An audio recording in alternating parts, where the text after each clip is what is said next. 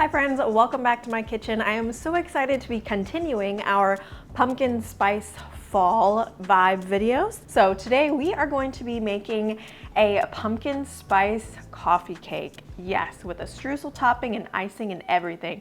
So let's get started. I am so excited for this one.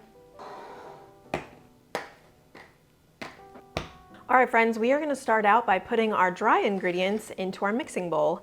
And up first, we need 2 cups of flour. And this will be something that you can make, that you're going to want to make for your family on weekends, or if you have like a fall brunch with girlfriends, this will be perfect for that. It will go so well. I know it's called coffee cake, obviously, because you're supposed to eat it like breakfast with coffee, but it seriously will go so well with your morning breakfast and coffee. And then because this is a pumpkin pie spice dish, we obviously need cinnamon. So we are gonna do 2 teaspoons of cinnamon. And then we're also going to add pumpkin pie spice, and that's gonna be 1.5 teaspoons.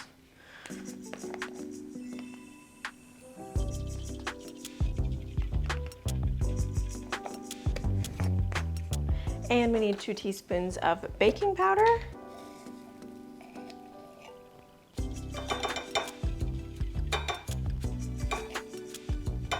And that was my 1/2 teaspoon spoon, so that's why I did 4 of them versus 2. And we want 1/2 teaspoon of salt.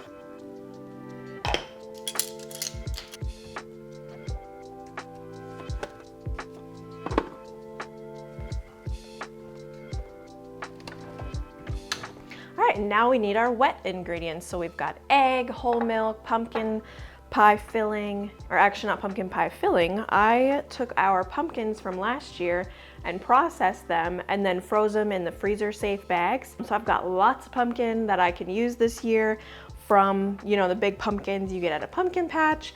I cooked that down and got all the puree out of that. So that is a video on my channel, so if you want to learn how to do that, make sure to check that out. And then also we need a little brown sugar, some maple syrup, vanilla, all the good stuff. I'm gonna whisk this together first quick before we put everything else in.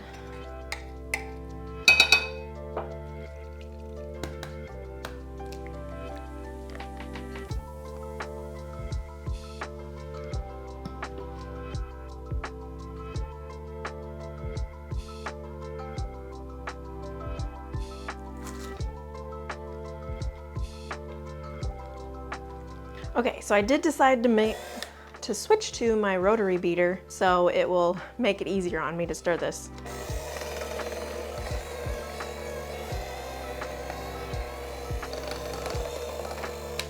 This batter is a lot thicker, so it's way easier to do it with my KitchenAid mixer versus trying to mix it all by hand. And this you can really whip up, obviously super quick.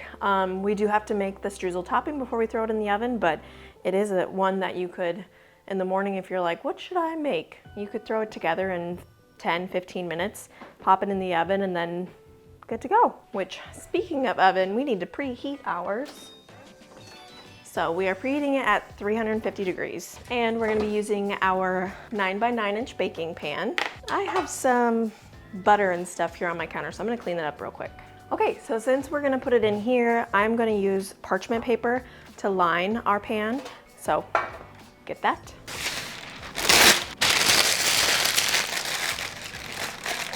And then with using the parchment paper, you shouldn't need to line your baking dish with like butter or spray or flour.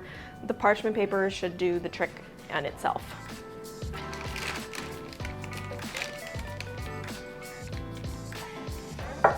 I can tell you this smells so good. You got all the cinnamon and the pumpkin pie spices. It's gonna make your kitchen smell really good.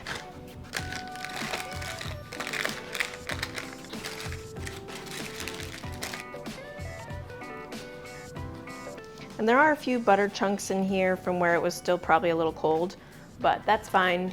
They'll melt as they bake, so it's not a big deal.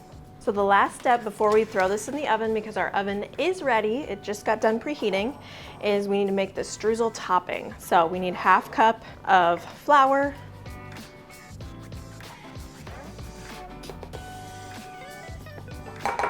excuse me, funny. Must have got some flour in my face.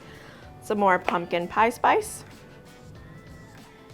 And butter. So we do want the butter to be cold, and we're gonna use a pastry cutter to blend this all together. So you just kind of want to cut your butter in small cubes. Doesn't have to be super tiny. We're gonna use a pastry cutter or a fork if you don't have a pastry cutter to blend it all together. You just want it to still be cold so it creates those nice chunks and crumbles that you see on top of coffee cake.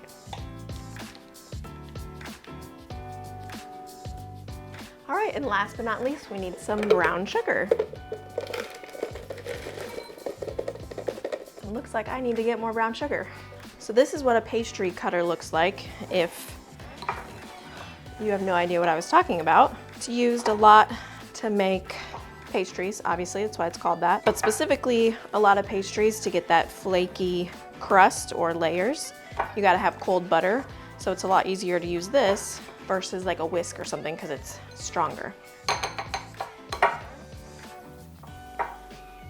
And sometimes it's easier to do with your hands, so I'm gonna do that. I should have gotten a wider bowl so I could fit my pastry cutter in there easier, but as long as you wash your hands, this works just fine. And believe me, I've washed my hands a lot today. Okay, so there's our streusel topping.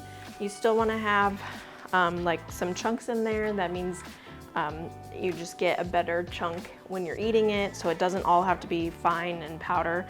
And you don't want it that way because it's the whole reason for the cold butter. So we're just gonna put this all over the top.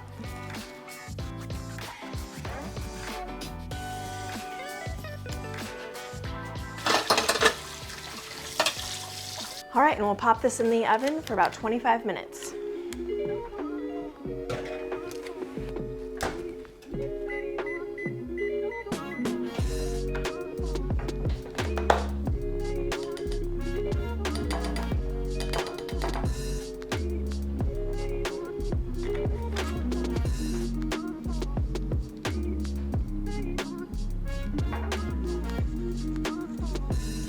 All right, let's check our coffee cake and see if it's done.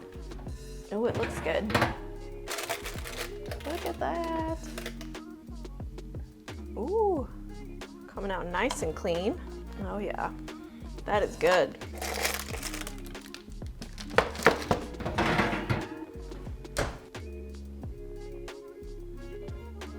All right, so since our coffee cake is done, I'm gonna let it set for 10 minutes, 10 to 15 minutes, cool off a little bit, and then we will add our icing on the top and it'll be done. So I'm so excited to put the icing on and be able to eat it.